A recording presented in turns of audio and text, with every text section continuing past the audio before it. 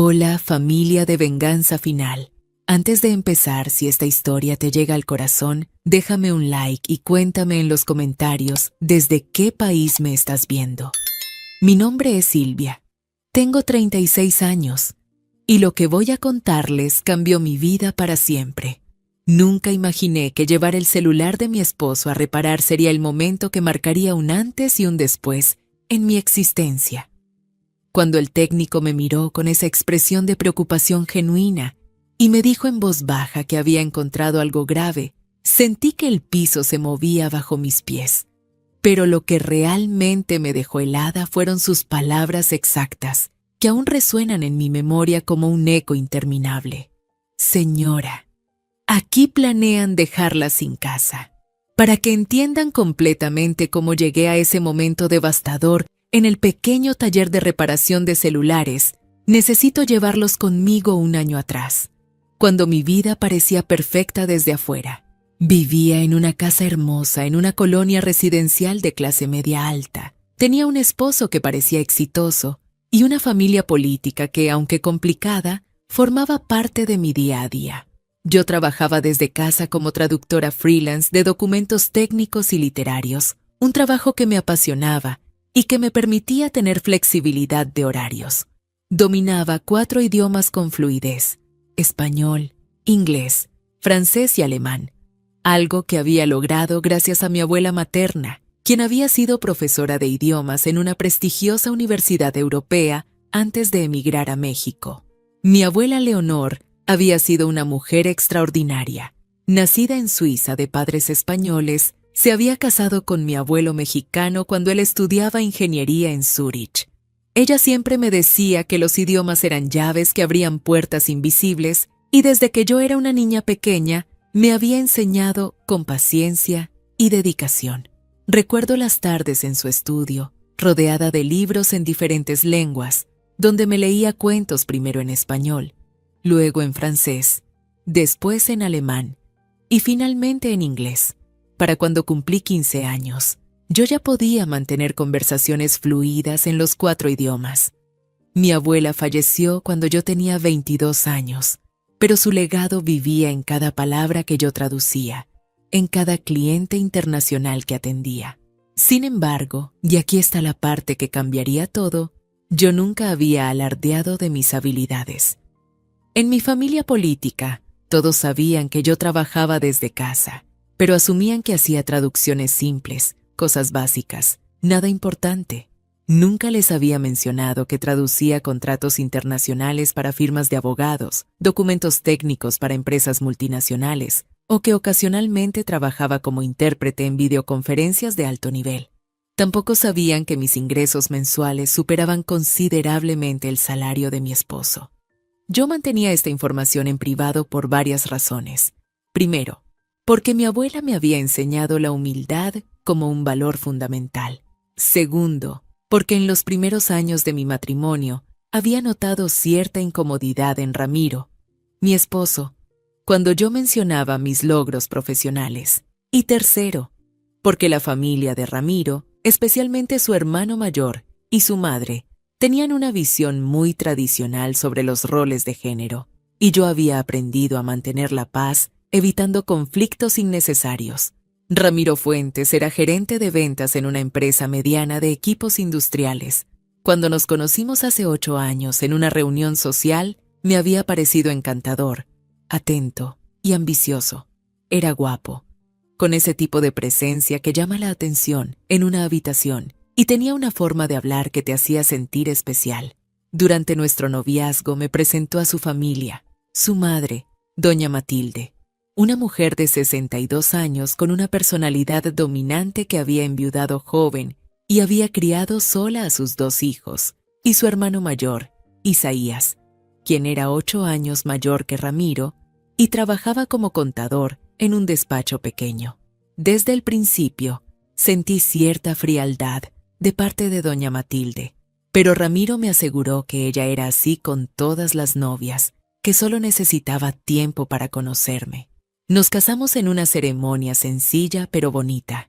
Yo había ahorrado dinero de mis trabajos de traducción y aunque mis padres, que vivían en Guadalajara, Contribuyeron con lo que pudieron. La mayor parte de los gastos los cubrí yo. Ramiro en ese momento estaba pagando deudas de un negocio fallido que había intentado años atrás, así que su contribución económica fue mínima. Nunca se lo reproché. Creía en él, en nosotros, en construir juntos una vida. Compramos nuestra casa con un enganche que yo pagué completamente. Y aunque la escritura estaba a nombre de ambos, la realidad era que yo había puesto el 80% del dinero inicial y pagaba mensualmente más de la mitad de la hipoteca, además de la mayoría de los gastos del hogar. Durante los primeros años, las cosas parecían funcionar. Ramiro era cariñoso, aunque cada vez más ausente debido a su trabajo. Yo continuaba con mis traducciones, construyendo una cartera de clientes cada vez más impresionante. Había traducido manuales técnicos para una empresa alemana de maquinaria pesada, contratos de fusión para un bufete internacional, e incluso había trabajado en la traducción de una novela contemporánea francesa que se publicaría en español. Mis ingresos crecían constantemente, pero yo mantenía mis finanzas en cuentas separadas que Ramiro nunca preguntaba sobre ellas. Él asumía que yo ganaba lo suficiente para cubrir mi parte de los gastos, nada más. Nunca le mentí directamente, pero tampoco lo corregí cuando él o su familia minimizaban mi trabajo. La dinámica con mi familia política se había vuelto más tensa con el tiempo. Doña Matilde tenía la costumbre de aparecer en Minion de nuestra casa sin avisar, siempre con alguna crítica velada sobre cómo yo llevaba el hogar. Que si la comida no era lo suficientemente tradicional, que si la casa no estaba impecable cuando ella llegaba, que si yo pasaba demasiado tiempo frente a la computadora en lugar de atender mejor a su hijo. Isaías, el hermano de Ramiro, era aún peor. Tenía una actitud condescendiente constante hacia mí. En las reuniones familiares, cuando yo intentaba participar en conversaciones sobre economía o negocios, él me interrumpía con comentarios como, bueno, estas cosas son complicadas para quien no estudió finanzas, o, no te preocupes, Silvia, nosotros los hombres nos encargamos de estos temas. Yo apretaba los dientes y sonreía, tratando de mantener la armonía familiar que Ramiro me pedía constantemente. Lo que yo no sabía, lo que no podía ni imaginar en ese entonces, era que detrás de esas sonrisas falsas y esos comentarios condescendientes, se estaba gestando una traición que me dejaría sin aliento. Pero todavía faltaban varios meses para que yo descubriera la verdad, varios meses en los que yo seguiría siendo la esposa ingenua que creía en la buena fe de las personas que la rodeaban. Hace aproximadamente 10 meses, Ramiro llegó a casa con una noticia que presentó como maravillosa. Su hermano Isaías había conseguido un cliente importante para su despacho contable, una empresa que necesitaba reestructuración financiera, y el proyecto prometía ser muy lucrativo. Ramiro estaba emocionado porque Isaías le había ofrecido participar como socio en una nueva empresa que pensaban crear juntos, una consultoría que combinaría los conocimientos contables de Isaías con la experiencia en ventas de Ramiro. Es nuestra oportunidad, Silvia, me dijo esa noche, con los ojos brillantes de entusiasmo. Podemos construir algo grande, algo que sea nuestro. Isaías ya tiene todo calculado. Solo necesitamos capital inicial para arrancar. Yo lo escuché con atención mientras él me explicaba los detalles. Necesitaban aproximadamente 500,000 pesos para comenzar. Registro de la empresa, renta de oficina, equipo, marketing inicial. Ramiro tenía ahorrados unos 100,000 pesos. Isaías pondría otros 100,000. Faltaban 300,000. Y aquí venía la parte que, mirando hacia atrás, debería haberme encendido todas las alarmas. Ramiro sugirió que pidiéramos un préstamo usando nuestra casa como garantía. Es una inversión segura, me aseguró. En 2 años, máximo 3, habremos recuperado la inversión y estaremos ganando el doble de lo que ganamos ahora. Piensa en nuestro futuro, en los hijos que queremos tener algún día. Esta es nuestra oportunidad de darles una vida mejor. Yo tenía dudas. No porque desconfiara de Ramiro, sino porque los préstamos con garantía hipotecaria siempre me habían parecido riesgosos. Pero Ramiro insistió durante semanas. Me mostró proyecciones financieras que Isaías había preparado. Me habló de los clientes potenciales que ya tenían identificados. Me pintó un futuro brillante. Y yo, que lo amaba y que quería creer en sus sueños, finalmente accedí. Fuimos al banco, solicitamos el préstamo y en cuestión de semanas teníamos los 300,000 pesos depositados en una cuenta conjunta que Ramiro e Isaías habían abierto para la nueva empresa. Durante los siguientes meses, Ramiro pasaba cada vez más tiempo con Isaías, trabajando en lo que él llamaba la construcción del imperio familiar. Rentaron una oficina pequeña en una zona comercial, compraron equipo, diseñaron tarjetas de presentación y un sitio web. Yo los apoyaba desde casa. Incluso traduje algunos de sus materiales de marketing al inglés para que pudieran presentarse como una consultoría bilingüe. Nunca me pagaron por ese trabajo, nunca me lo pidieron siquiera. Yo lo hice porque creía que estaba apoyando a mi esposo, a nuestra familia, a nuestro futuro compartido. Pero poco a poco empecé a notar cambios en Ramiro. Llegaba cada vez más tarde a casa, siempre con la excusa de que había tenido reuniones con clientes potenciales. Los fines de semana, en lugar de pasar tiempo conmigo, se iba con Isaías a eventos de networking o comidas de negocios.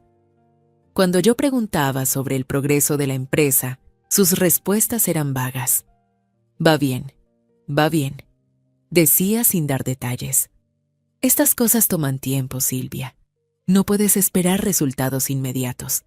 Y yo, confiada, le creía. La relación con doña Matilde también cambió durante este periodo, pero en una dirección que en ese momento me pareció positiva.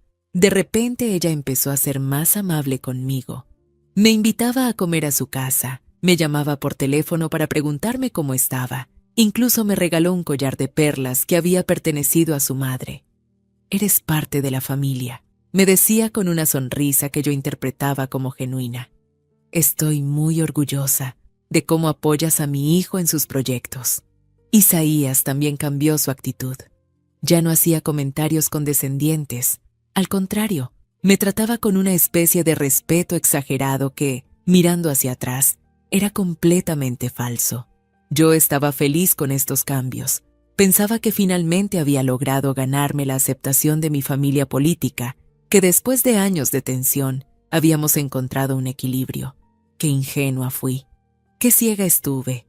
No veía que esa amabilidad repentina era parte de un plan cuidadosamente orquestado, que cada sonrisa escondía un cuchillo afilado, esperando el momento perfecto para clavarse en mi espalda. Hace 6 meses, las cosas empezaron a ponerse verdaderamente extrañas. Ramiro comenzó a pedirme que firmara documentos relacionados con la empresa. Son papeles de rutina, me explicaba. Actualizaciones del registro, cambios administrativos, nada importante. Yo firmaba sin leer demasiado, confiando en él. Después de todo, era mi esposo, el hombre con quien había prometido compartir mi vida. ¿Por qué habría de desconfiar? También empezó a sugerirme que pusiera la casa completamente a su nombre, argumentando que facilitaría ciertos trámites bancarios relacionados con la empresa. Es solo un tecnicismo legal, me aseguraba. La casa sigue siendo de ambos, solo que en los papeles aparecerá mi nombre. Eso nos ayudará a conseguir mejores condiciones en futuros préstamos para expandir el negocio. Algo en mi interior me decía que no lo hiciera. Era una vocecita pequeña pero persistente, como un eco de las advertencias que mi abuela solía darme. Silvia, nunca dependas completamente de nadie, ni siquiera de tu esposo. Una mujer debe siempre tener su propio respaldo. Pero yo acallaba esa voz. Me sentía culpable por desconfiar de Ramiro. Él trabajaba tan duro, estaba tan dedicado a construir nuestro futuro. ¿Quién era yo para dudar de él? Sin embargo, cada vez que él sacaba el tema de cambiar la escritura de la casa, yo encontraba excusas para posponerlo. Que si necesitaba revisar con un abogado, que si no tenía tiempo de ir al notario, que si prefería esperar a que la empresa estuviera más establecida. Ramiro se frustraba con mis evasivas, pero no presionaba demasiado, o al menos no directamente. En cambio, empezó a involucrar a su familia. Doña Matilde me llamaba para decirme lo preocupada que estaba por el estrés que yo le causaba a su hijo con mi desconfianza. Isaías, en las reuniones familiares, hacía comentarios sobre la importancia de que las esposas apoyaran incondicionalmente a sus maridos. «Mira a mi esposa», decía, señalando a su mujer callada que asentía a todo lo que él decía. «Ella nunca cuestiona mis decisiones financieras. Confía en mí completamente. Así debe ser un matrimonio verdadero». Yo me sentía cada vez más presionada, más aislada. Mis propios padres vivían lejos y aunque hablaba con ellos regularmente por teléfono, nunca les mencioné estas tensiones. No quería preocuparlos. Tampoco tenía muchas amigas cercanas en la ciudad. Mi trabajo como traductora era solitario, y en los últimos años me había enfocado tanto en mi matrimonio y mi carrera que había descuidado mis amistades. Me sentía atrapada en una dinámica que no terminaba de entender, pero que me hacía sentir cada vez más incómoda. Entonces, llegó el momento que lo cambiaría todo. Hace 3 meses, un martes por la tarde, Ramiro llegó a casa visiblemente molesto. Su celular, un modelo relativamente nuevo que había comprado hacía menos de un año, había dejado de funcionar. La pantalla se había quedado congelada y no respondía a ningún comando. «Necesito que lo lleves a reparar mañana», me dijo, dejando el aparato sobre la mesa de la cocina. «Tengo reuniones importantes toda la semana y no puedo perder tiempo en eso. Tú trabajas desde casa, así que tienes más flexibilidad. Llévalo al técnico que está en la plaza comercial cerca de aquí. Dicen que es bueno y rápido». Al día siguiente, tomé el celular de Ramiro y conduje hasta la plaza comercial. El local de reparaciones era pequeño, pero se veía profesional, con un mostrador limpio y varios dispositivos en proceso de reparación en los estantes de atrás. El técnico, un hombre de unos 40 años con lentes y una expresión amable, me recibió con una sonrisa. «¿En qué puedo ayudarle?», preguntó. Yo le expliqué el problema del celular. Él lo tomó, lo examinó brevemente y me dijo que probablemente era un problema de software que podría resolver en un par de horas. «¿Quiere esperar o prefiere regresar más tarde?», me preguntó. Yo decidí esperar. Había una pequeña cafetería en la plaza donde podía trabajar en mis traducciones mientras tanto. 2 horas después, regresé al local. El técnico estaba detrás del mostrador, pero su expresión había cambiado completamente. Ya no sonreía, se veía incómodo, casi nervioso. Cuando me vio entrar, miró alrededor como para asegurarse de que no hubiera otros clientes en el local y luego me hizo un gesto para que me acercara. «Señora», me dijo en voz baja, «necesito hablar con usted sobre algo que encontré en el celular». Mi corazón empezó a latir más rápido. «¿Qué pasa?», pregunté, sintiendo cómo la ansiedad se apoderaba de mí. «¿Está muy dañado? ¿No tiene reparación?». El técnico negó con la cabeza. «No es eso. El celular está funcionando perfectamente ahora. El problema es... Mire, yo no acostumbro revisar el contenido de los teléfonos que reparo. Respeto la privacidad de mis clientes. Pero cuando estaba probando que todo funcionara correctamente después de reinstalar el sistema, se abrió la aplicación de mensajes y, bueno, vi cosas que me preocuparon mucho». Hizo una pausa, como si estuviera decidiendo cuánto decirme. «Señora, ¿este celular es de su esposo?». Yo asentí, sin entender todavía hacia dónde iba la conversación. «Sí, es de mi esposo». «¿Por qué?». El técnico respiró profundo. «Porque aquí hay conversaciones que... Mire, no sé si debería decirle esto, pero si fuera mi esposa, yo querría que alguien me avisara». Me mostró la pantalla del celular donde había un grupo de chat abierto. El nombre del grupo era Plan Maestro y los participantes eran 3: Ramiro, Isaías y doña Matilde. «Lea esto», me dijo el técnico, con una expresión de genuina preocupación en el rostro. «Aquí planean dejarla sin casa». Tomé el celular con manos temblorosas. Mis ojos recorrieron la pantalla, leyendo mensaje tras mensaje, que destruía todo lo que yo creía saber sobre mi vida, sobre mi matrimonio, sobre las personas en las que había confiado. Los mensajes eran de las últimas semanas y formaban una narrativa tan cruel, tan calculada, que me costaba creer que fueran reales. Isaías había escrito: ya casi está todo listo. En 2 semanas más tendremos el control total de la casa. Ella ni siquiera se ha dado cuenta de lo que firmó el mes pasado. Ramiro había respondido: perfecto. ¿Y qué pasa con los pagos de la hipoteca? Ella sigue pagando su parte. Doña Matilde había intervenido: eso es lo mejor, que siga pagando mientras pueda. Cuando finalmente la saquemos, habrá puesto aún más dinero en una propiedad que ya no será suya. Es justicia poética. Isaías otra vez: mamá tiene razón. Además, mientras más tiempo pase, más difícil será para ella reclamar algo.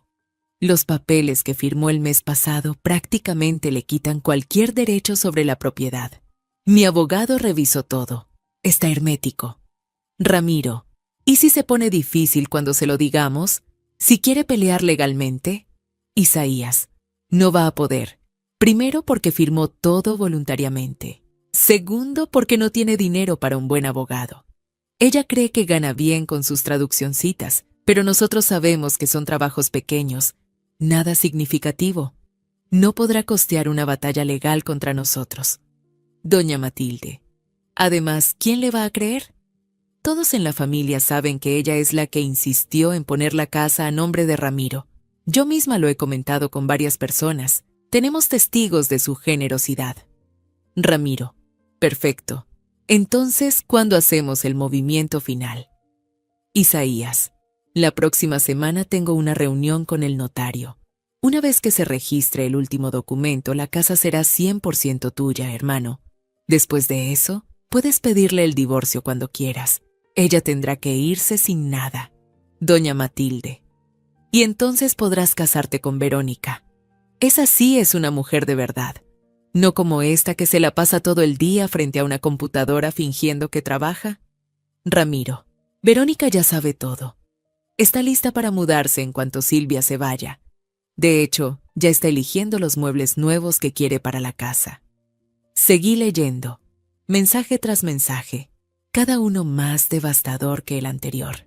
Hablaban de cómo habían manipulado los documentos que yo había firmado, cómo habían usado el préstamo que sacamos para la empresa en cosas completamente diferentes, cómo habían planeado cada detalle de esta traición durante meses.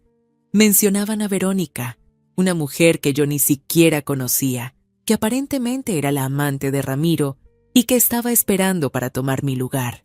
Hablaban de mí con tanto desprecio, tanta crueldad, como si yo fuera un obstáculo insignificante que simplemente necesitaban remover de sus vidas. Había un mensaje de Isaías que decía: lo mejor de todo es que ella nunca sospechó nada. Es tan ingenua, tan confiada. Cuando mamá empezó a tratarla bien hace unos meses, ella se lo creyó completamente. Pensó que finalmente la habíamos aceptado en la familia. Y la respuesta de Ramiro: lo sé. A veces me da hasta risa lo fácil que ha sido engañarla. Firma todo lo que le pongo enfrente sin siquiera leer.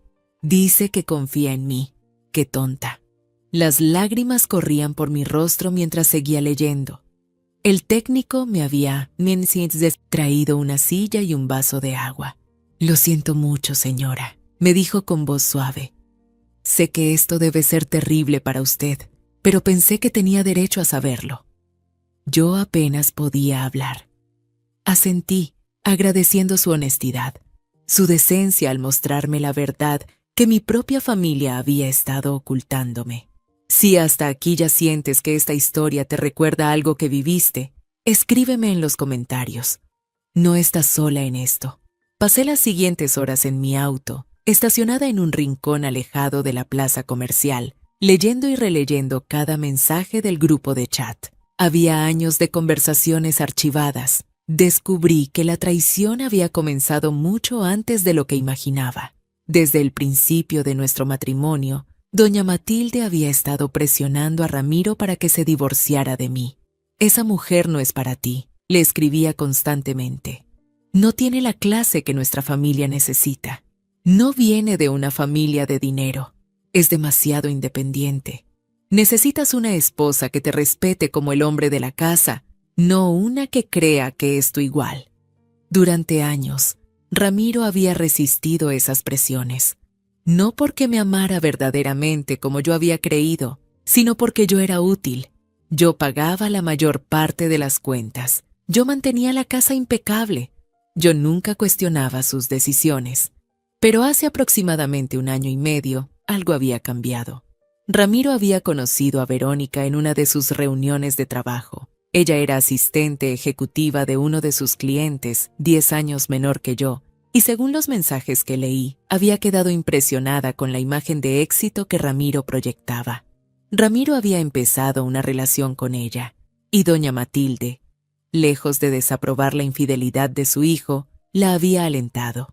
Verónica es perfecta para ti, le escribía. Es joven, hermosa, y sobre todo sabe cuál es su lugar. No como Silvia, que siempre está tratando de demostrar que es inteligente. El plan para despojarme de la casa había comenzado a gestarse hace aproximadamente 1 año, justo cuando Ramiro me propuso lo del préstamo para la empresa. Nunca había habido una empresa real. Bueno, sí habían registrado una compañía y rentado una oficina, pero todo era solo una fachada para justificar el préstamo. El dinero, los 300,000 pesos que yo había ayudado a conseguir poniendo nuestra casa como garantía, había sido usado para otras cosas completamente diferentes. Ramiro había comprado un auto nuevo que mantenía escondido en casa de Isaías. Había pagado unas vacaciones lujosas para él y Verónica, diciéndome a mí que era un viaje de negocios.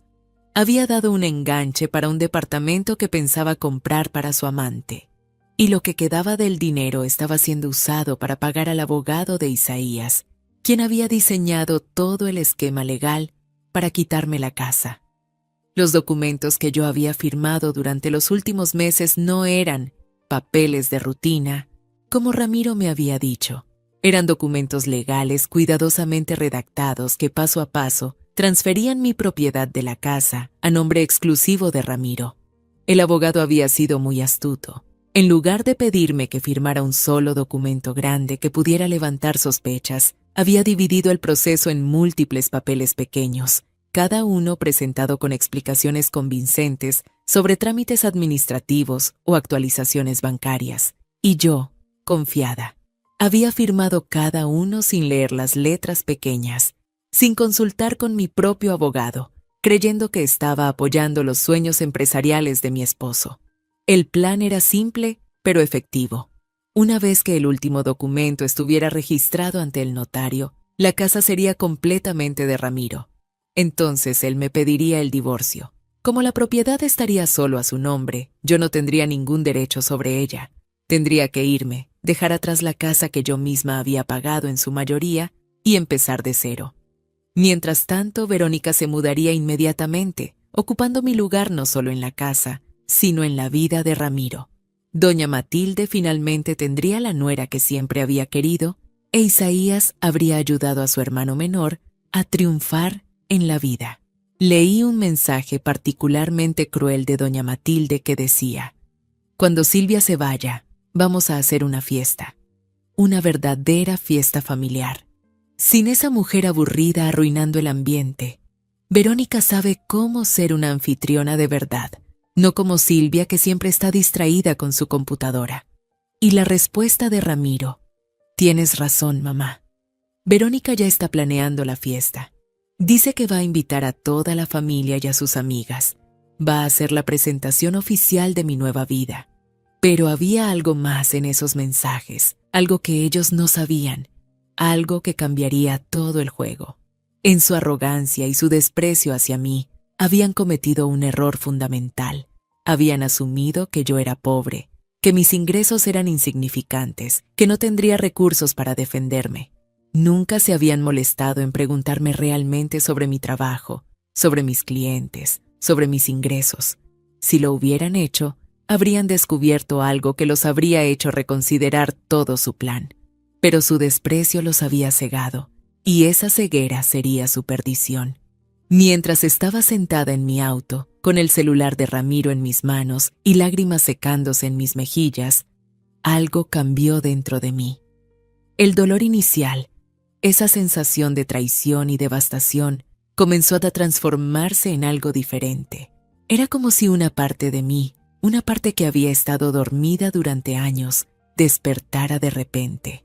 Recordé las palabras de mi abuela Leonor, sus lecciones sobre la fuerza interior, sobre nunca permitir que nadie te subestimara.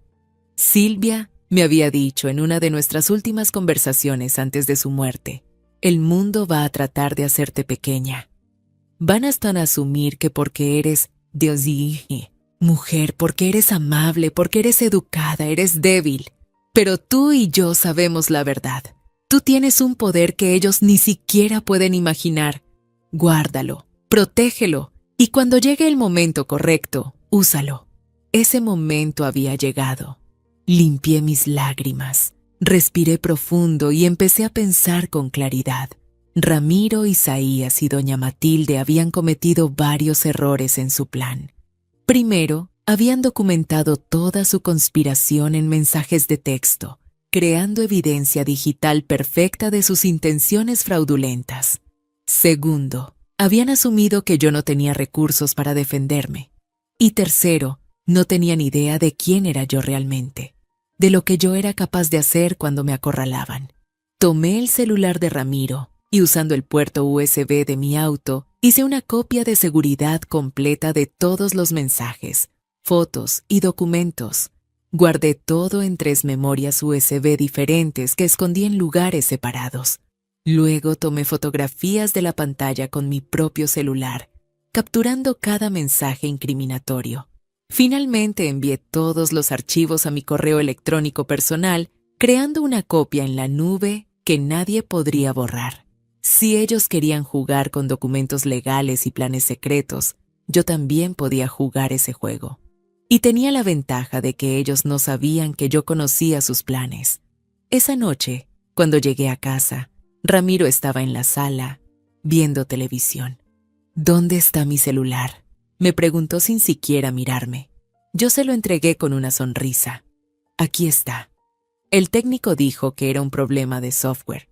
Ya está funcionando perfectamente. Ramiro lo tomó, revisó rápidamente que todo estuviera bien y asintió. Bien. ¿Cuánto cobró? Le di el recibo. Él ni siquiera me dio las gracias. Solo sacó su billetera, me dio el dinero para pagar al técnico y volvió su atención a la televisión. Yo me fui a la cocina. Preparé la cena como siempre y actuamos como si fuera una noche normal en nuestro matrimonio. Pero nada era normal ya. Yo sabía la verdad, y esa verdad había cambiado todo. Durante los siguientes días, mantuve mi rutina habitual. Me levantaba, preparaba el desayuno, trabajaba en mis traducciones, limpiaba la casa, preparaba la cena. Ramiro no notó ningún cambio en mí. ¿Por qué habría de notarlo? Para él, yo era solo un mueble más de la casa, útil pero invisible. Pero detrás de esa fachada de normalidad, yo estaba trabajando en algo completamente diferente. Estaba construyendo mi propia venganza, mi propia justicia, mi propio plan maestro que haría que el de ellos pareciera un juego de niños. Lo primero que hice fue contactar a un abogado, pero no cualquier abogado. Recordé que hace 2 años había traducido un contrato para un bufete internacional, con oficinas en México. El documento era sobre una fusión empresarial compleja, y el socio principal del bufete había quedado tan impresionado con mi trabajo que me había enviado un correo personal, agradeciéndome y diciéndome que si alguna vez necesitaba servicios legales, él estaría encantado de ayudarme. Busqué ese correo en mi archivo y le escribí, explicándole mi situación de manera general y preguntándole si podía recomendarme a alguien especializado en derecho familiar y fraudes. Su respuesta llegó en menos de 1 hora. Me dio el contacto de una abogada llamada Patricia Salinas, quien era socia en su bufete y se especializaba exactamente en casos como el mío. Me reuní con Patricia al día siguiente en su oficina, un espacio elegante en una de las torres corporativas más prestigiosas de la ciudad. Le conté toda la historia. Le mostré los mensajes que había guardado. Le expliqué sobre los documentos que había firmado. Ella escuchó con atención, tomando notas, y cuando terminé, me miró con una expresión que mezclaba indignación profesional y determinación. «Señora Silvia», me dijo, Lo que su esposo y su familia política están haciendo es fraude, es obtención de firma bajo engaño, es conspiración para cometer despojo. Tenemos evidencia sólida. Pero antes de proceder con acciones legales, necesito que me cuente algo. ¿Cuál es su situación financiera real? Necesito saber con qué recursos contamos para pelear esto. Aquí llegaba el momento de revelar lo que ni Ramiro ni su familia sabían. Abrí mi portafolio y saqué los estados de cuenta de mis últimos 3 años. Patricia los revisó y vi cómo sus ojos se abrían cada vez más con sorpresa. Usted gana. Esto no puede ser correcto, dijo, mirándome incrédula. Usted gana más de 150,000 pesos al mes como traductora. Yo asentí. En promedio sí. Algunos meses gano más, especialmente cuando tengo proyectos grandes. El mes pasado, por ejemplo, gané 210,000 pesos por la traducción de un manual técnico para una empresa alemana de ingeniería. Le expliqué mi trayectoria profesional completa, cómo había empezado haciendo traducciones pequeñas cuando estaba en la universidad, cómo había construido mi reputación poco a poco, cómo ahora trabajaba para algunas de las empresas más grandes del mundo. Le mostré mi cartera de clientes, firmas de abogados internacionales, empresas multinacionales, editoriales prestigiosas. Le expliqué que el dominio de 4 idiomas, especialmente alemán, era extremadamente valioso en el mercado de traducciones técnicas y legales. Hay muy pocos traductores en México que dominen alemán al nivel que yo lo hago, le dije. Y las empresas alemanas pagan muy bien por traducciones de calidad. Patricia estaba asombrada. ¿Y su esposo no sabe nada de esto?, preguntó. Yo negué con la cabeza. Él sabe que trabajo como traductora, pero asume que hago trabajos pequeños, cosas sin importancia. Nunca me preguntó detalles. Nunca mostró interés real en mi carrera. Y yo... Bueno, al principio no dije nada, porque él parecía incómodo cuando yo mencionaba mis logros. Luego, simplemente se volvió costumbre mantener mi vida profesional separada de mi vida familiar. Tengo cuentas bancarias que él nunca ha visto, ingresos de los que nunca hablamos. ¿Cuánto tiene ahorrado?, preguntó Patricia. Le mostré mis estados de cuenta de ahorros e inversiones. Durante los 8 años de mi matrimonio, había estado ahorrando e invirtiendo consistentemente. Tenía casi 2 millones de pesos en cuentas de ahorro, otro 1 millón en inversiones diversificadas y un fondo de emergencia de 500,000 pesos. Nunca gasté mucho en mí misma, le expliqué. Pagaba mi parte de la casa y los gastos, pero el resto lo ahorraba. Siempre pensé que estaba construyendo un futuro para Ramiro y para mí, para nuestros hijos futuros.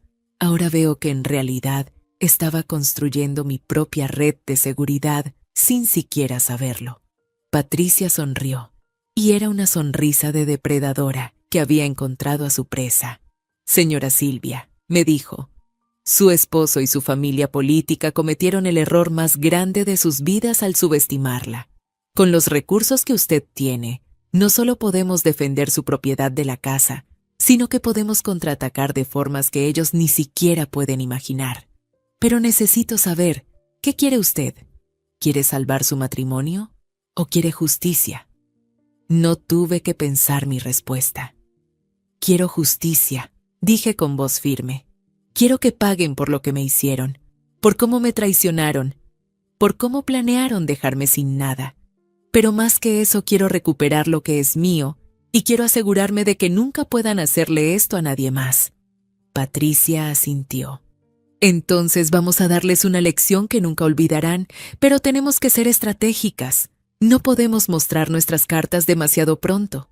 Durante las siguientes 2 semanas, Patricia y yo trabajamos en construir nuestro caso.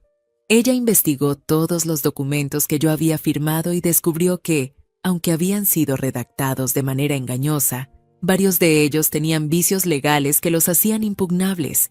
Más importante aún, la evidencia de los mensajes de texto demostraba claramente que había habido fraude y conspiración. Patricia también investigó a Isaías y su abogado y descubrió que tenían un historial de prácticas cuestionables. No era la primera vez que ese abogado había ayudado a clientes a despojar a sus cónyuges de propiedades mediante documentos engañosos, Pero Patricia no se limitó a preparar una defensa. Ella preparó un contraataque. Si vamos a hacer esto, me dijo, vamos a hacerlo bien. No solo vamos a proteger su casa, vamos a asegurarnos de que ellos pierdan todo. Me explicó su estrategia.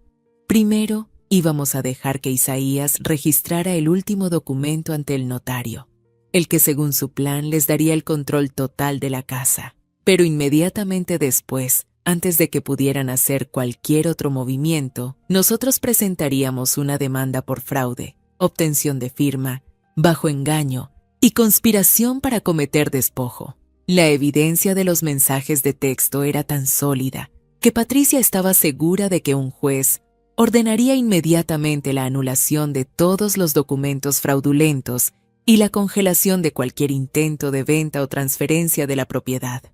Pero eso no era todo. Patricia también preparó demandas civiles separadas contra Ramiro, Isaías y el abogado que los había ayudado, buscando compensación por daños y perjuicios. Su esposo usó dinero obtenido fraudulentamente para comprar un auto y dar enganches en propiedades. Me explicó, podemos embargar esos bienes, y el abogado de Isaías puede enfrentar sanciones profesionales e incluso cargos criminales por su participación en este fraude. También descubrimos que la supuesta empresa que Ramiro e Isaías habían creado nunca había pagado impuestos correctamente, lo que abría otra línea de problemas legales para ellos. Mientras Patricia preparaba el arsenal legal, yo seguía con mi vida normal en casa. Era extraño, casi surrealista, actuar como si nada hubiera cambiado cuando en realidad todo había cambiado. Veía a Ramiro llegar tarde cada noche, probablemente de estar con Verónica, y yo le preguntaba sobre su día con fingido interés. Él me respondía con mentiras que yo ya sabía que eran mentiras, pero yo asentía y sonreía. Cuando doña Matilde llamaba para invitarme a comer, yo aceptaba y pasaba horas escuchándola hablar sobre lo maravilloso que era su hijo, sin que ella supiera que yo conocía cada detalle de su traición. Hubo un momento particularmente difícil cuando Ramiro me pidió que firmara otro documento. Es el último, me dijo, con esa sonrisa que yo alguna vez había encontrado encantadora, pero que ahora veía como lo que era, falsa y manipuladora. Después de esto, todos los trámites estarán completos y podremos enfocarnos en disfrutar los frutos de nuestra inversión en la empresa. Yo tomé el documento, lo leí cuidadosamente por primera vez en meses y vi exactamente lo que Patricia me había advertido que buscaría. Era el documento final, el que transferiría completamente la propiedad de la casa a nombre de Ramiro. Miré a mi esposo, este hombre con quien había compartido 8 años de mi vida, con quien había planeado un futuro, a quien había amado con todo mi corazón, y vi a un extraño, peor que un extraño. Vi a un enemigo que había estado viviendo en mi casa, durmiendo en mi cama, comiendo mi comida, mientras planeaba destruirme. Algo se endureció dentro de mí en ese momento. Tomé la pluma que él me ofrecía y firmé el documento con mano firme. Ramiro sonrió, satisfecho, sin saber que acababa de firmar su propia sentencia. Al día siguiente, Isaías registró el documento ante el notario. Según su plan, la casa ahora era completamente de Ramiro. Ellos celebraron. Encontré más mensajes en el grupo de chat, ahora llenos de emojis de celebración y felicitaciones mutuas. «Lo logramos», escribió Isaías. «La casa es tuya, hermano. Ahora solo falta deshacerte de la carga». Ramiro respondió: «Esta noche voy a hablar con ella. Le voy a pedir el divorcio. Verónica ya tiene sus maletas listas para mudarse mañana». Doña Matilde escribió: «Estoy tan orgullosa de mis hijos. Finalmente Ramiro va a tener la vida que merece, con una mujer de verdad a su lado».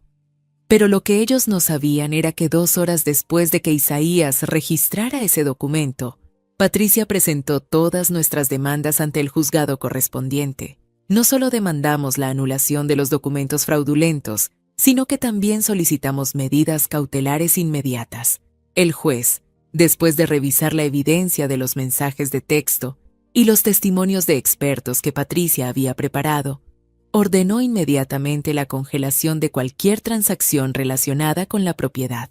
También ordenó el embargo preventivo del auto que Ramiro había comprado con el dinero del préstamo fraudulento y del departamento donde había dado el enganche para Verónica.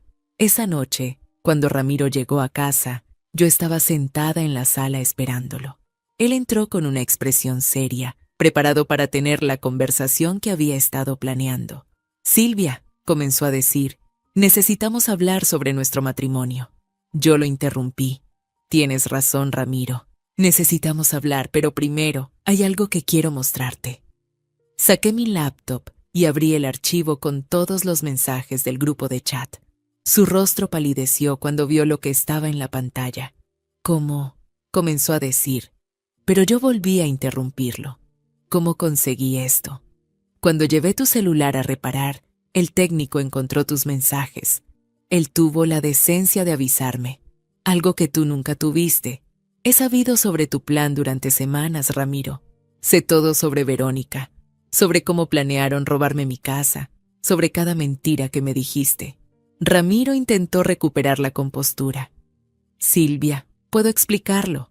No es lo que parece». Yo me reí, pero era una risa sin humor. «¿No es lo que parece?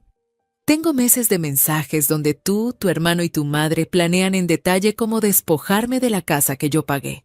Tengo evidencia de cómo usaron el dinero del préstamo para todo, menos para la empresa que me dijeron que estaban creando.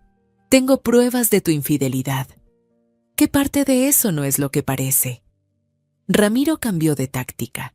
Se puso de rodillas intentando tomar mis manos. «Por favor, Silvia. Fue un error. Yo te amo. Podemos arreglar esto». Yo retiré mis manos. «No, Ramiro, no me amas. Probablemente nunca me amaste.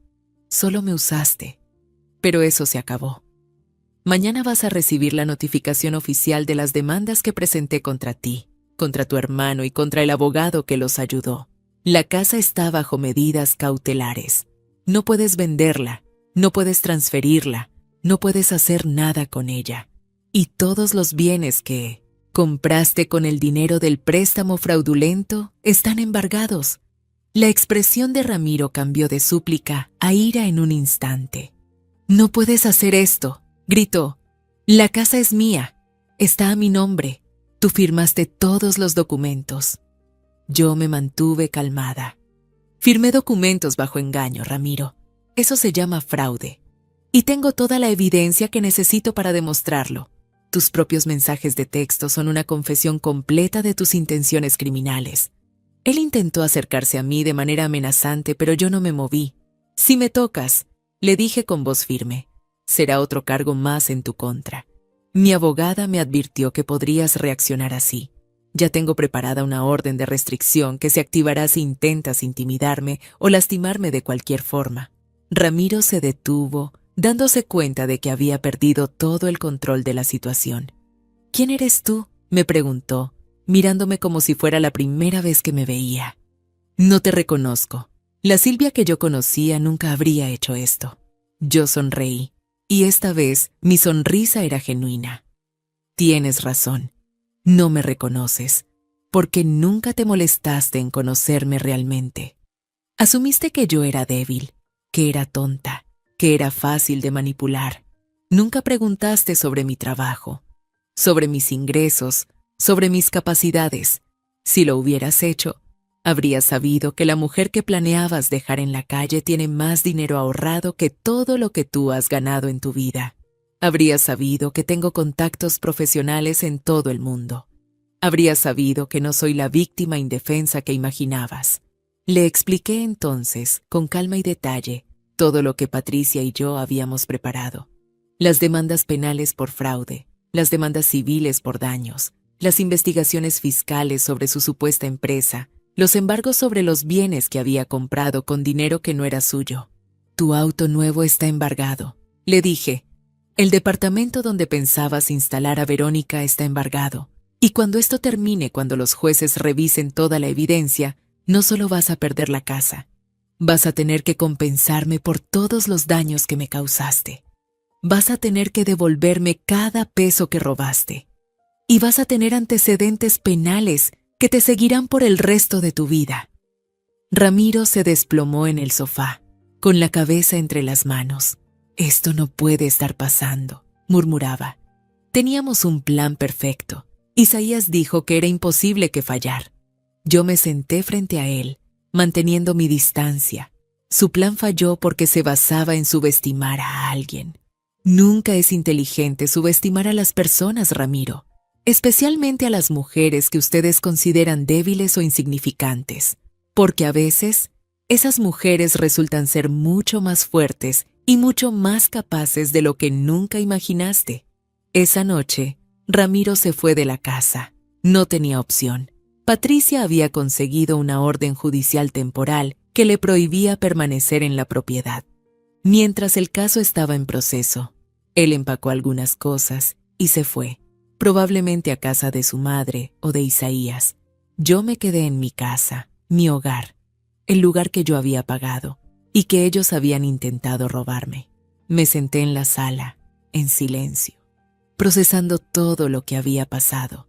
No sentía triunfo todavía, sentía cansancio, tristeza por el final de mi matrimonio, pero también una extraña sensación de liberación. Por primera vez en años, sentía que estaba tomando control de mi propia vida. Los días siguientes fueron un torbellino de actividad legal. Ramiro, Isaías y doña Matilde contrataron a sus propios abogados, pero la evidencia en su contra era abrumadora.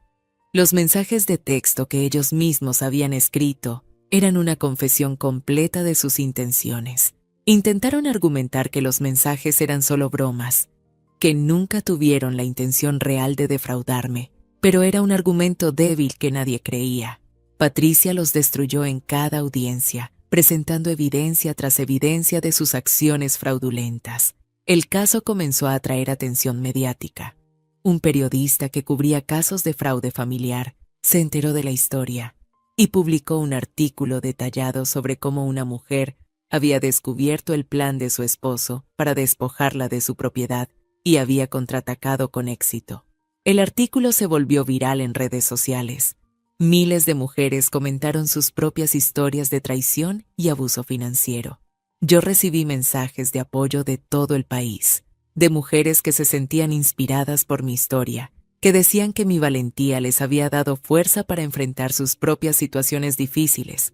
Pero no todo era apoyo. La familia de Ramiro, especialmente doña Matilde, comenzó una campaña de desprestigio en mi contra. Ella llamaba a conocidos mutuos, contándoles una versión distorsionada de la historia donde yo era la villana, la esposa codiciosa que había tendido una trampa a su pobre hijo inocente. Algunos le creyeron.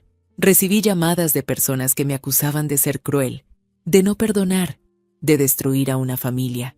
Pero la mayoría de la gente, cuando escuchaba los detalles reales del caso, cuando veía la evidencia de los mensajes de texto, se ponía de mi lado. Verónica, la amante de Ramiro, también apareció en escena.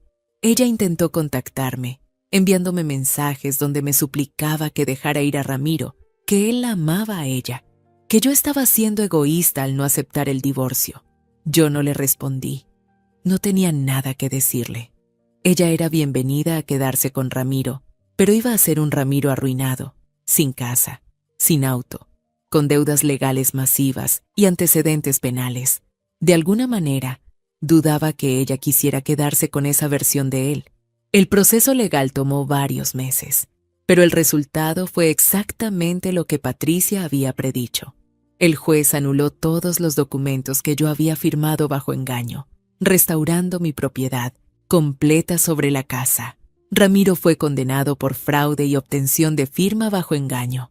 Isaías también fue condenado como cómplice, y el abogado que los había ayudado enfrentó sanciones profesionales que prácticamente terminaron con su carrera. Además, el juez ordenó que Ramiro me compensara por todos los daños materiales y emocionales que me había causado. La compensación incluía devolverme mi parte del préstamo que habían obtenido fraudulentamente, más intereses, más daños adicionales. La cantidad total era de casi 1 millón de pesos. Ramiro no tenía ese dinero. El auto que había comprado fue vendido en subasta para pagar parte de la deuda.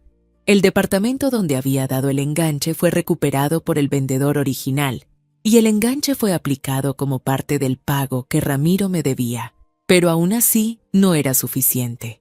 Ramiro tuvo que vender sus pocas posesiones de valor y aceptar un plan de pagos que le tomaría años completar. Su salario fue embargado parcialmente para garantizar los pagos mensuales. Isaías también tuvo que contribuir a la compensación, ya que había sido parte de la conspiración. ¿Tú qué habrías hecho en mi lugar? ¿Has tenido una familia política que intentó destruirte? Cuéntame en los comentarios si has vivido algo similar. Pero yo no me detuve ahí. Con el dinero que recuperé y con mis propios ahorros, tomé una decisión que cambiaría el curso de mi vida.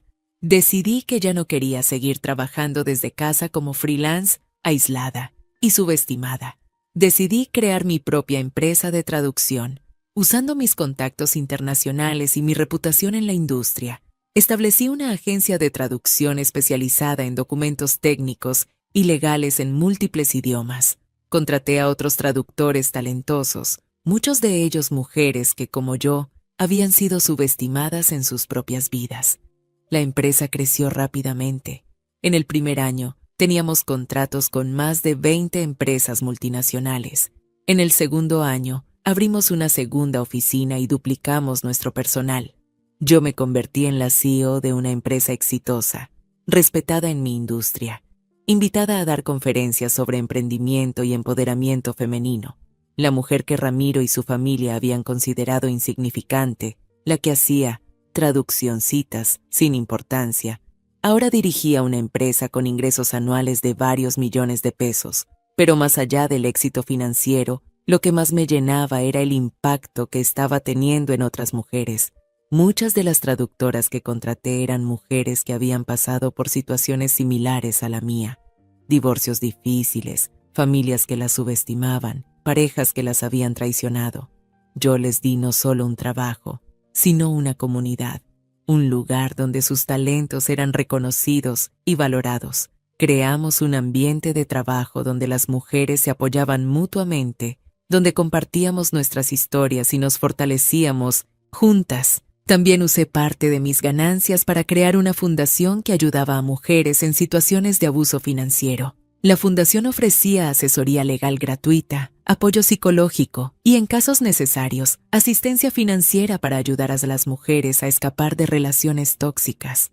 Patricia, mi abogada, se unió a la junta directiva de la fundación y donó muchas horas de trabajo pro bono para ayudar a mujeres que no podían pagar servicios legales. En los 2 años desde que creamos la fundación, habíamos ayudado a más de 100 mujeres a recuperar propiedades que les habían sido robadas fraudulentamente, a escapar de matrimonios abusivos y a reconstruir sus vidas. En cuanto a Ramiro, su vida tomó el curso que él mismo había elegido. Perdió su trabajo en la empresa de equipos industriales cuando su empleador se enteró de sus problemas legales. Verónica lo dejó cuando se dio cuenta de que él ya no era el hombre exitoso que ella había conocido, sino alguien arruinado y con antecedentes penales. Él intentó conseguir otros trabajos, pero su reputación lo precedía. Terminó trabajando en ventas de bajo nivel, ganando una fracción de lo que solía ganar, con una parte significativa de su salario embargada para pagar la deuda que me debía. Isaías también sufrió consecuencias. Perdió varios de sus clientes cuando se corrió la voz sobre su participación en el fraude. Su despacho contable tuvo que cerrar. Él también tuvo que buscar empleo como contador en una empresa pequeña, ganando mucho menos de lo que solía ganar. Doña Matilde, quien había sido la arquitecta moral de todo el plan, tuvo que enfrentar la vergüenza social de tener 2 hijos condenados por fraude. Muchos de sus conocidos la evitaban, y ella se volvió cada vez más aislada y amargada. Yo, por otro lado, florecí, no solo profesionalmente, sino personalmente. Aprendí a valorarme a mí misma, a no permitir que nadie me hiciera sentir pequeña o insignificante. Volví a conectar con viejas amistades que había descuidado durante mi matrimonio. Hice nuevas amigas, mujeres fuertes e independientes que me inspiraban y me apoyaban. Viajé, algo que Ramiro siempre había desalentado diciendo que era un gasto innecesario. Visité países donde había clientes, combinando negocios con placer, conociendo nuevas culturas y expandiendo mi visión del mundo. También volví a tener una relación romántica, aunque esta vez fui mucho más cuidadosa. Conocí a un hombre en una conferencia de negocios, un empresario exitoso que respetaba mi independencia y valoraba mi inteligencia. Él sabía toda mi historia, conocía lo que había pasado con Ramiro y en lugar de verme como dañada o problemática, me veía como fuerte y resiliente. Nuestra relación creció lentamente, basada en respeto mutuo, comunicación honesta y apoyo genuino. No teníamos prisa por casarnos o vivir juntos. Ambos valorábamos nuestra independencia y construíamos algo a nuestro propio ritmo. 3 años después de aquel día terrible en el taller de reparación de celulares, yo estaba sentada en mi oficina, una hermosa suite, en un edificio moderno con vista a la ciudad. Mi empresa había crecido más allá de mis sueños más ambiciosos. Teníamos oficinas en 3 ciudades y trabajábamos con clientes en más de 15 países. Yo había sido entrevistada en revistas de negocios, había dado charlas en universidades, había sido reconocida como una de las empresarias más exitosas de mi industria. Pero lo que más me llenaba de satisfacción no eran los premios o el reconocimiento. Era saber que había tomado la peor traición de mi vida y la había convertido en mi mayor fortaleza. Era saber que cada día, a través de mi empresa y mi fundación, estaba ayudando a otras mujeres a descubrir su propio poder, a no permitir que nadie las subestimara, a luchar por lo que era suyo por derecho. Recibí un correo electrónico ese día de una de las mujeres que nuestra fundación había ayudado. Ella me contaba cómo, después de recuperar su propiedad de un esposo que había intentado robarla, había empezado su propio negocio y ahora estaba prosperando. Usted me inspiró, escribía. Cuando leí su historia, cuando vi cómo usted no se rindió, encontré la fuerza para pelear por lo mío. Gracias por mostrarme que es posible no solo sobrevivir, sino prosperar después de una traición así. Leí ese correo con lágrimas en los ojos, pero eran lágrimas de gratitud y satisfacción. Pensé en mi abuela Leonor, en todas las lecciones que me había enseñado, en cómo ella había plantado semillas de fortaleza en mí desde que yo era niña. Ella había visto algo en mí que yo misma no había visto durante años. Un poder interior, una capacidad de resistencia, una inteligencia y determinación que podían superar cualquier obstáculo. Ramiro y su familia habían intentado destruirme, pero en realidad, lo que hicieron fue despertarme. Me obligaron a ver mi propio valor, a reconocer mi propia fuerza, a dejar de hacerme pequeña para que otros se sintieran grandes. La casa donde todo había comenzado, la casa que ellos intentaron robarme, ya no era mi hogar. La había vendido hace un año, no porque tuviera que hacerlo, sino porque elegí hacerlo. Ya no quería vivir en un lugar lleno de recuerdos de traición y dolor. Con el dinero de la venta compré un hermoso departamento en una zona que siempre me había gustado. Un espacio que era completamente mío, sin historias pasadas, sin fantasmas de matrimonios fallidos. Lo decoré exactamente como yo quería, sin tener que consultar con nadie, sin tener que comprometerme con los gustos de otra persona. En las noches, cuando estaba sola en mi nuevo hogar, a veces reflexionaba sobre todo lo que había pasado. No voy a mentir y decir que no hubo momentos difíciles, momentos en los que el dolor de la traición me golpeaba como una ola y me dejaba sin aliento. Hubo noches en las que lloré, preguntándome cómo había podido estar tan ciega, cómo había podido confiar tanto en alguien que me estaba traicionando. Hubo días en los que dudé de mí misma, en los que me preguntaba si había hecho lo correcto al pelear tan duro, si no habría sido más fácil simplemente dejarlo ir y empezar de nuevo en otro lugar. Pero cada vez que esas dudas aparecían, recordaba algo que Patricia me había dicho durante uno de nuestros primeros encuentros. Silvia, esto no es solo sobre recuperar tu casa o tu dinero. Esto es sobre recuperar tu dignidad, tu autorrespeto, tu sentido de justicia. Si dejas que ellos se salgan con la suya, estarás enviándote el mensaje de que está bien que te traten así, de que tu valor no importa. Pero si peleas, si te defiendes, estarás diciéndote a ti misma y al mundo que tú importas, que tu vida tiene valor, que no vas a permitir que nadie te quite lo que es tuyo por derecho. Y tenía razón. Esta batalla nunca fue solo sobre dinero o propiedades. Fue sobre recuperar mi sentido de valor propio, sobre aprender a defenderme, sobre descubrir una fuerza interior que yo no sabía que tenía. Fue sobre transformarme de víctima en sobreviviente y luego de sobreviviente en triunfadora. Fue sobre tomar el dolor más grande de mi vida y convertirlo en el catalizador para mi mayor crecimiento. Ahora, cuando miro hacia atrás, puedo ver claramente cómo cada parte de mi historia, incluso las partes dolorosas, me llevó hasta donde estoy hoy. Si Ramiro no me hubiera traicionado, probablemente seguiría siendo esa mujer que se hacía pequeña, que escondía sus logros, que permitía que otros la subestimaran. Seguiría trabajando desde casa en silencio, sin reconocimiento, sin usar todo mi potencial. La traición, por horrible que fue, me obligó a despertar, a ver mi propio valor, a reclamar mi poder. ¿Crees que exageré o que hice lo correcto? ¿Has tenido que enfrentar una traición similar en tu vida? Si esta historia te tocó el corazón, compártela con alguien que también necesite escucharla. En los comentarios, cuéntame, ¿has vivido algo similar? ¿Desde qué país me estás viendo?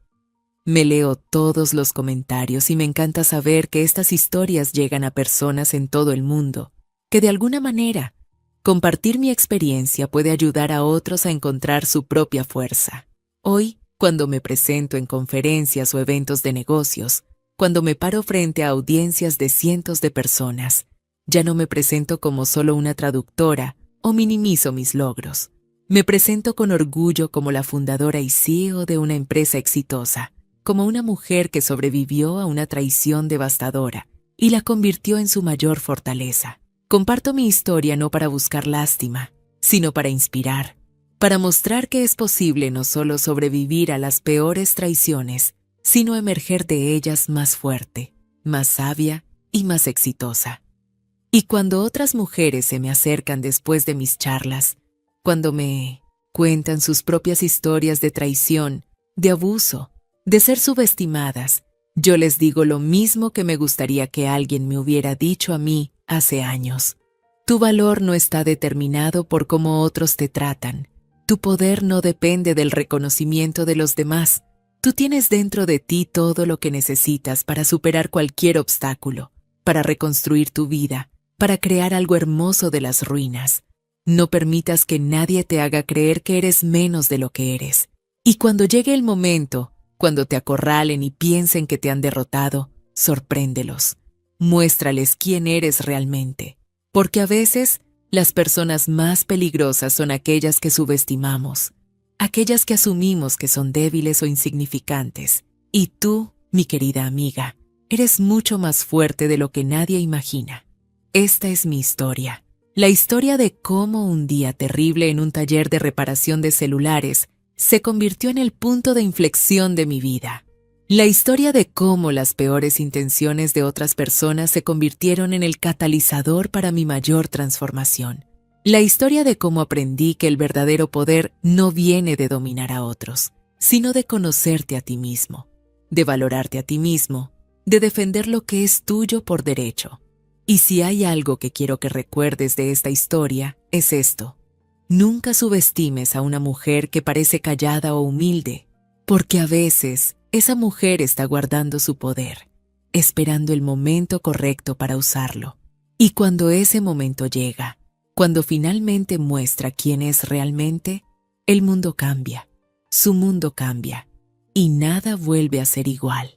Gracias por escuchar mi historia, por acompañarme en este viaje desde la traición hasta el triunfo. Espero que, de alguna manera, mi experiencia te haya dado fuerza, te haya inspirado, te haya recordado tu propio valor, porque todos tenemos ese poder dentro de nosotros. Solo necesitamos el valor para reclamarlo.